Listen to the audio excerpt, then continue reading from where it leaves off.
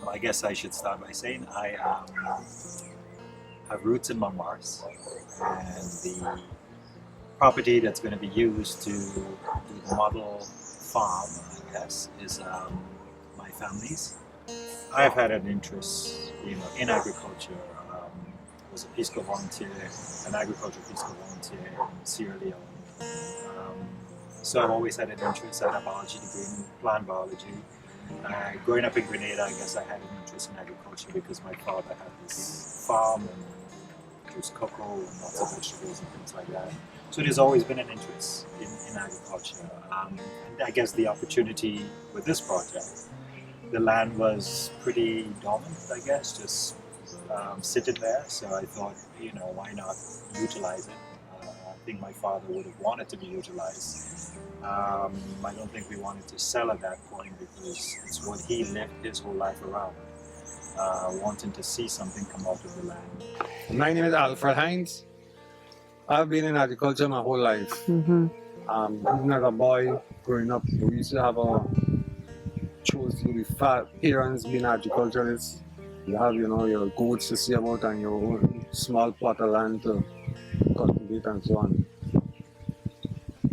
So basically, I've been doing agriculture for a living since 1984. My name is Nelson Hines, brother to Alfred Hines. I'm in agriculture since nature. Since nature. I'm there. My father and my mother was pure farmers. So I'm there since up to now.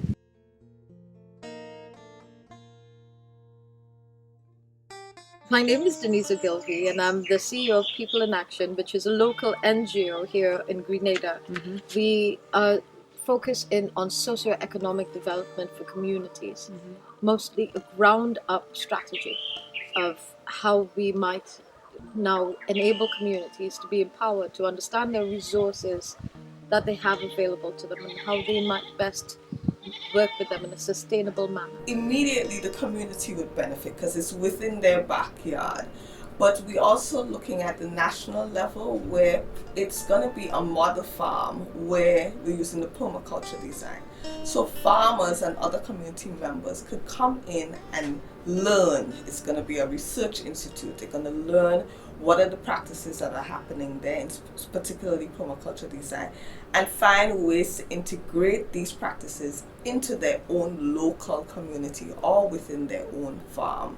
So it's really going to be an excellent learning institution for persons locally, nationally, and you never know, too, regionally too. To start the project, we brought in the permaculture design team. They came from Trinidad. That was the Caribbean Permaculture Consultants. That is John Stallmeyer and Earl Nurhara Hammond. They have an example in Trinidad called the Wasamaki Ecosystem Farms, and it was their example that we saw in the beginning that gave us the courage and the inspiration to do something like this now. We do, through the GIZ funded project, we have a collaboration with People in Action, which is a community-based organization. And government rules is diverse because as a Ministry of Agriculture, we have the site is a demonstration site. We never did a climate smart project before. So you use the demonstration site to help farmers understand the concept. Because I could say the definition of climate smart agriculture, at the end of the day, everybody say, okay, but what do you mean? What is the operational plan? When they go to the site in Mt Moritz, they could see, okay, climate smart agriculture means that if I am a farmer, this is what is required of me. That is one role. So a role of awareness about the concept of climate smart. Another role is that we are now in dialogue with the Ministry of Works to ensure that the access to that demonstration site is not only done in accordance with normal construction standards, but that is also a green approach. Well, I think that the project is dealing with climate smart agriculture, trying to do agriculture in a climate friendly manner, which is what I believe in. I don't believe in using too much chemicals and this sort of stuff. This is zone 1. These are those places here. This is where your herb gardens and your small vegetables like lettuce, cabbage, they need shade and they need a lot of care and water. So we put them close to the buildings. These are the buildings where there'll be a lot of water coming and being used by animals and by humans here in the classroom here. Zone 2 will be that small tree area where we'll intercrop with things like provisions, your yams, your dashins, your tanyas, different things like that, sweet potato to cover the ground, things like that, ground provisions. Eddos, which here is very known for. All included. So your animals and as well as your fodder, which means we're going to put grasslands here as well on this border here. It's really important to grow your own feed. One of the challenges I think will be that of getting people to buy into the project. It's different. We are accustomed to using basically fertilizers all the time. I would say traditionally that's how we farm. Right? So this concept is a different one. You're working basically with the environment. So I think getting people to buy into the idea, understanding what it's all about, and making the transition. I think that will be a challenge, but hopefully with education we'd understand more and more. It's not just about yourself, but you have to think about the wider environment. It's also important for the farmer himself to understand that he must also have a better management system. He has to do more recording of things. He must be more observant. So we've designed, or we are in the process of designing, a tool that will be able to capture data. We want to make sure that it is also friendly to the farmer, not just to the technocrat, so that maybe what he can say is, I started my I planted the seeds for the tomatoes today. I know that these tomato seedlings will take X amount of time. I now have a little notifier coming up and telling me I am to look out for my tomatoes to prepare those beds, because in a week time those will be ready to go down. But then the farmer can chalk and say, okay, I have planted tomatoes. M&IB can now know John James has planted tomatoes. They can now understand within 3 weeks' time, they can look towards John James to see if he has any produce and if he would be a supplier for them. They know where their next supply is coming from.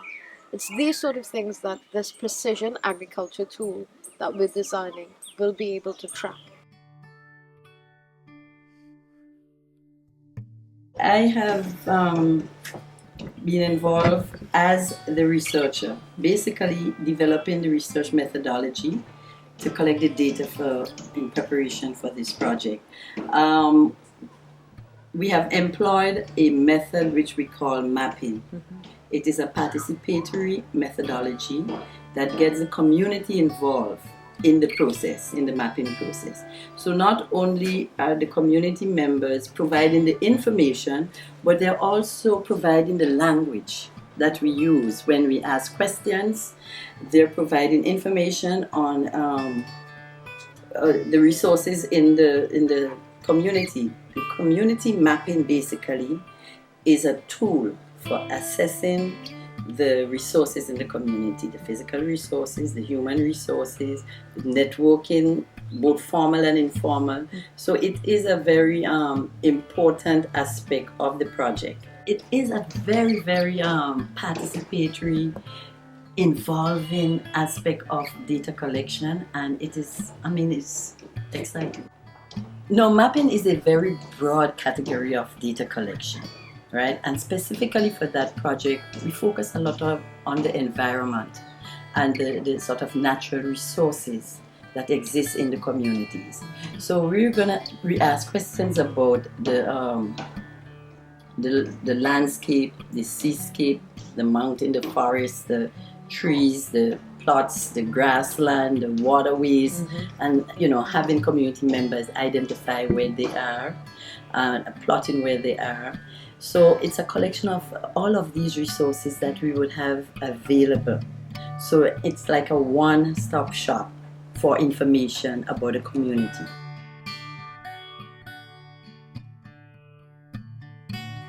Well, Grenada is a small island developing state, and we are very vulnerable to the impacts of climate change. And agriculture is one of our sectors, one of our most important sectors, and that sector has been identified as very vulnerable to climate change. So in the Integrated Climate Change Adaptation Strategies Program, for short is ICAS, we have identified the sector as one of the sectors we want to work with in terms of building its resilience to climate change through adaptation strategies. So we are working in the sector and looking at its water use, because the water sector is also a sector that has been identified as very vulnerable. So we're looking at how it is that the agricultural sector could increase its resilience to climate change through its water use. And the Mt Moritz area falls within a watershed, and it also leads to the Molineux-Bouchejou Marine Protected Area. So we are looking at how it is that that community could use the resources within the watershed more efficiently, and using agriculture as the medium for this. Well, things have changed. A lot of the older people who was really involved in farming have died out, and not much young people is picking up on it. We still have a number of people who do farming now. One of the main challenges we have now is less rainfall. As you would observe, I depend solely on Mother Nature, and over the last 10-15 years, we have been less and less rainfall. As a ministry, we are building 3 intersectoral linkages. So I would like to say that to put our discussion in context. The first one is what most people would be aware of, is the linkage between agriculture and health. Remember, Eat Local, Buy Local, Zero Hunger. These are the programs at the forefront of that thinking. The second linkage is between climate change and agriculture, or you could say agriculture and environment, because climate change is just one aspect. And in light of the link between agriculture and environment, we have the Green Adapts program, where we call on everybody to adapt to climate change. So we have projects under the GIZ and projects under the UNDP. They are the implementing partners of the ICAS project. The third linkage we would like to establish is between agriculture and tourism, but that is in its, say, genesis stages. It's not launched yet. Well, the projects haven't really started as yet, but I think there's a number of farmers that is behind the project. We in Mt Moritz welcome the project because we see it as a good for the community. And so we've been working along with Ms. Denise, trying to get things in place. She has been assisting us in some training and so on.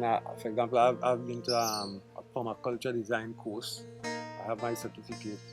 So it was earlier this year, so as from this planting season, we will try to put into practice, what I have learned, and try to assist other farmers in implementing that type of farming, climate-friendly farming. Out of the training of permaculture, 6 examples were made. These 6 examples, or demo sites that were developed, are in addition to the model farm. And these came about quite naturally. There was quite a demand for the permaculture training, where we were able to entertain about 36 persons for the training itself. From that training and those 6 examples, we had the prison, Her Majesty's Prison in Richmond Hill. who are have now designed their farms and are interested in making a sustainable prison. We are now teaching permaculture inside of the prison as well. We have 3 persons in the prison who are trained in permaculture. We also have the Moringa Farms of Pride of the Meadow in Conference, St. Andrews, where a family is doing a 2-acre farm. They've taken the whole design very seriously, and without funding and without any further help, but a lot of conversation, they have gone so far as building their own ponds and check dams. They've done their swales already, so they're actually practicing a lot their principles, both them and the prison. Actually, from the trainings, other persons have been interested and have started using the permacultural practices on their farms, which is very good. It's been replicated already, which is success for us and for PIA. So by the next year is when the project would end from GIZ's perspective, but from PIA and the overall project, it's a lifelong learning institute, so this project would go on for a lifetime.